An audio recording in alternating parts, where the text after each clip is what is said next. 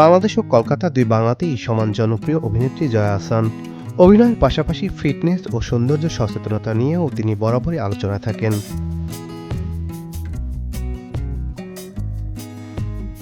বিশেষ করে তার খাদ্যাভ্যাস নিয়ে সহকর্মীদের মধ্যেও বিস্ময়ের শেষ নেই।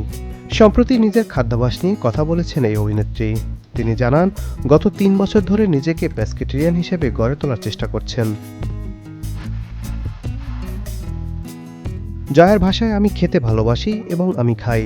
আমার মনে হয় মাঝে মাঝে নিজের আত্মাকে তৃপ্ত করার জন্য খাওয়া প্রয়োজন। অনেকেই ডায়েট মেনে বিদেশি খাবার খায়, কিন্তু আমি তেমনটা করি না। এই খাদ্যাভ্যাসের পেছনে রয়েছে এক ধরনের মানসিক পরিবর্তন। বর্তমানে মাছ বা ডিম খেতেও অস্বস্তি বোধ করছেন তিনি। এ প্রসঙ্গে তিনি বলেন, ইদানিং তো ডিমও খেতে পারছি না, মাছও খেতে পারছি না। আমার কেন জানি মনে হয় আমি প্রাণী হত্যা করছি। এটি আমার একটি মানসিক সমস্যা। প্রাণী অধিকার নিয়ে কাজ শুরু করার পর থেকেই এই অনুভূতি আরও প্রকট হয়েছে। আমি যখন অ্যানিম্যাল রাইটস নিয়ে কাজ শুরু করলাম, তখন থেকে এই বোধটা আরও বেড়েছে।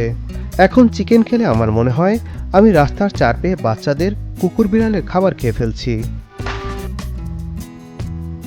শরীর সুস্থ রাখতে সবারই পর্যাপ্ত প্রোটিন গ্রহণ করা জরুরি, বিশেষ করে নারীদের জন্য। খাবারের ক্ষেত্রে নিজের পছন্দ নিয়ে মজার মন্তব্য করেছেন এই অভিনেত্রী। জানান, শুটিং সেটে সিঙ্গারা, কাঁচামরিচ আর পেঁয়াজ না দিলে নাকি মাথা গরম হয়ে যায়। ছোটবেলা থেকেই সবজি ও কাঁচা খাবারের প্রতি তার আলাদা আগ্রহ রয়েছে। অনেকেই মজা করে বলেন, তিনি নাকি সবকিছু কাঁচাই খান। তবে এ বিষয়ে জয়ার ব্যাখ্যা, সবকিছু কাঁচা খাই না, তবে আমি অনেক কিছু কাঁচা খেতে পারি। খাদ্যাভ্যাসে এই পরিবর্তন, প্রাণী অধিকার নিয়ে সচেতনতা এবং নিজের মানসিক অনুভূতি সব মিলিয়ে জয়া আহসান আবারও আলোচনায়।